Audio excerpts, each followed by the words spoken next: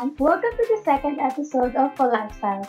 So, since you're still in the middle of a pandemic, marami siguro sa atin ang talaga namang tutok sa social media to get ourselves entertained, informed, cope up with the situation, and also for us to share stories of our lives. At isang paraan para ma-share natin yan is through posting pictures.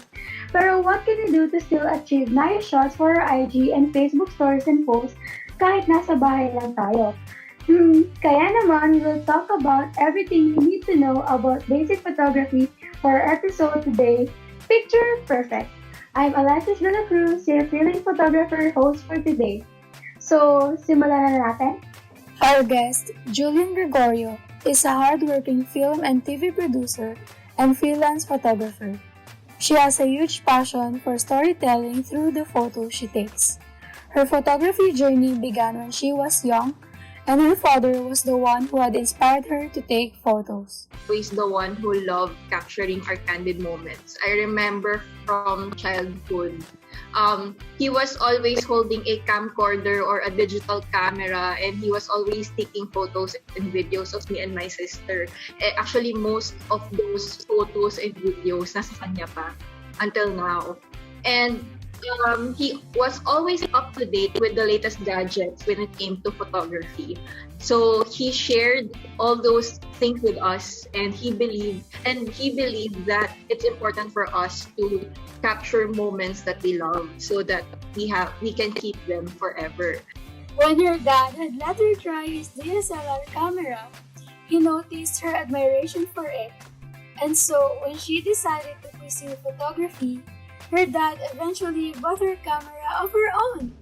In 2018, she continued her photography journey after graduating college. I was already working for ABS-CBN at the time, but on the side, whenever we went out, he was always bringing his camera, his Nikon camera with his huge lenses. Before, I didn't even know what they were called. But he just carried them around, and we just took random photos of everything. And that actually caught my interest, that I could capture these great photos and learn about photography as an art. Citing your inspirations for photography are two young photographers, Andrea Ginota and Nika Abasanes. Seeing their photos on Instagram and Tumblr sparked her interest and drove her to take her own photos. I was excited because I've been following them already for quite a while, and it was a pleasant surprise that they finally collaborated on a workshop. And I was lucky enough to get a slot in that workshop because the slots were limited and a lot of people wanted to join. So in that workshop, Andrea taught photography using natural light, and then Mika taught photography using controlled lights or studio lights. So I really appreciate everything that I've learned there, and it's actually a challenge. It was definitely a challenge to start with, and I could say that particularly was the starting point of my pursuit of photography. Julienne has also recalled the very first photo she took, which is a portrait of a young girl named Tracy. Very beautiful indeed. Photography is not just an outlet to let one's creativity shine through, but to express one's feelings based on the photos he or she takes, especially during the pandemic. One of the ways that you could release your emotions through photography is to just get in the moment. You take your camera, whether it's a digital camera, a DSLR, or a phone, just take it. And then when you're in that moment, or when you're in the peak of your emotion, and something inspires you, a specific object, a specific person, that makes you feel something, you can just capture that moment. And that way, you are able to express yourself. You are able to express your emotions through photography. Coming up next, we will be seeing Miss Julienne's top 5 best photos she has taken and the meaning behind them. So hang in there as PAULifestyle's Picture Perfect will return in a few minutes. Welcome back to PAULifestyle's Picture Perfect. Now that we know how she started her photography journey, it's time to show some of her best photography works so we would be inspired on how we could take better and nice photos. Let's watch this. Out of all the brilliant photos Miss Julienne took, she shared with us her top 5 best works she has taken in the past and present. So guys, here are the top 5. I forgot, but I think this is one of my very first clients during the pandemic. If you're familiar with Antonio Puello chocolates, they're a local brand, and they've been established long ago. I forgot what year, but well-known daw sila sa local chocolate industry. Also the one who styled this one. So I got the banana. I cut the banana and I put it there. I cooked the oatmeal, I put it there, and then I used actually 2 packs of oatmeal for this, one for the real one in the bowl and the oatmeal on the side. And then I just played around with the objects there, with the chocolates, with the bananas, with the milk, with the box, until I got the composition that felt right. My train of thought when I was conceptualizing this one was mocha. So mocha is not strictly coffee, and it's also not strictly chocolate or milk. Like, it's a mix of everything. It's sweet, it's creamy, and it's light. And I thought, okay, so maybe if you're the kind of person who loves mocha, maybe you're a people person, maybe you're a person who likes light things. And since the color of the box is yellow, I also had to consider that the other colors I would choose for the photo should go in harmony. This was shot for a friend's business. The business is called Wings of Wonders because chicken business. And they have different flavors. And for the chicken particularly, the composition, I used the rule of odds. So there are 3, and then nag-stand out yung soju. I had the food stylist with me. So I'm not the one arranging the chicken in the plate. The one that did that was my friend, who was also the cook for this business. So they were the ones who arranged the chicken, who put the spices and the sauces. And then they just gave it to me, and then I just shot it. And we just talked about, do we need more pepper for this? Do we need more sauce for this? It's more of, a collaboration. Lots of talking. This was taken around 2019, I think, or I forgot if 2019. But what I love about this is that this is a random shoot with no plans whatsoever, very spontaneous. My friend literally took a jeepney to my condo. That's the wall of my condo. It used to be yellow. And we just said, okay, let's shoot. And then I took out my camera and then we shot. So the lighting here is natural light. It's coming from the window on the right side, falling on her face diagonally.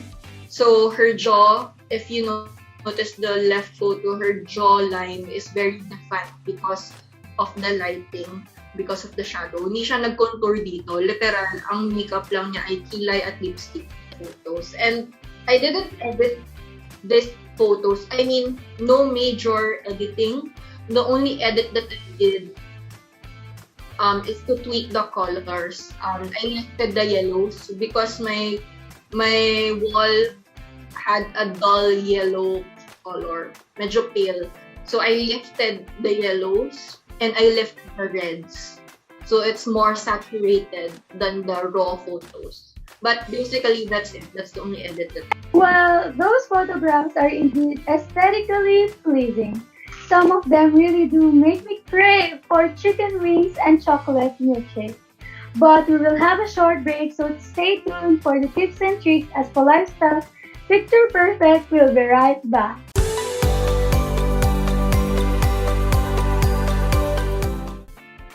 And we are back again here in PAULifestyle. So now that we were able to see the photos taken by Miss Julienne, she will now demonstrate to us how we can apply basic camera angles and lighting techniques in our homes. So let's check this out. For today, I chose this subject. It's a small skincare product that I started using recently. Just to show you different camera angles and different lighting techniques that could be useful for you to shoot using your phone during this pandemic. I'm using iPhone 10. It has different features. It has photo feature and portrait and panorama. For now, I'm going to teach you more about the photo mode because this is the most common among most types of phones regardless of the brand. And of course, you have to consider your space. Here, you can see my bed. I'm going to put the product on top of that pink sheet, and I also put the curtains to the side so that I could let all the natural light in. It's currently 12 noon, peak of the day, but our weather recently is a bit dim and rainy. So I also turned on my house lights, all of them, so it would help me light up my shots better. This first shot that I'm taking involves a type of camera angle called the overhead shot. It is more commonly known as the flat lay. And as you can see here, the subject in the photo is composed so that it's facing up towards the camera, and usually if you have a camera and a tripod, it's more sturdy to use. The most light is coming from below the subject. On top of the subject is the headboard of the bed, so there's no light coming from there. There is no light being reflected from that direction. I got a lamp and I tried to illuminate my subject from the top. There are different ways for you to light your subject. You could always use natural light coming from the windows, or if you have a balcony, or just right outside your door, if you could open your curtains, etc. And you could also use artificial light like lamps, even light coming from the flashlight of your cell phone. That would be good. This next one is the angled shot. This is particularly the high angle. It's not as extremely high up as the overhead shot or the flat lay shot. You as the photographer must only be slightly higher than your subject so that you are shooting down towards the subject. The high angle type of shot is also flattering if you're shooting portraits or self-portraits because it conceals the chin, it emphasizes the jawline, and usually with high angle photos, you also partner it with the kind of lighting that is also flattering for portraits. Next is the low angle. This is the reverse of the high angle and it's below eye level, so you can make your subject look larger if this is the type of camera shot that you're going to use. Here, I think this is a better shot than my first two shots because it emphasizes the name. It's just focusing on the product itself. You can also emphasize toughness or bigness or strength of your subject depending on your goal in taking photographs.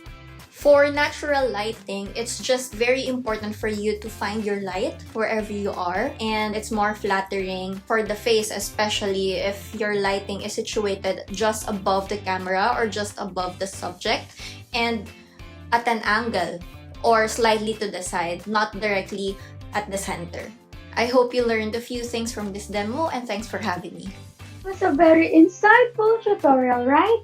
But we're not yet done for today, so don't go anywhere, people. PAULifestyle's Picture Perfect will be right back.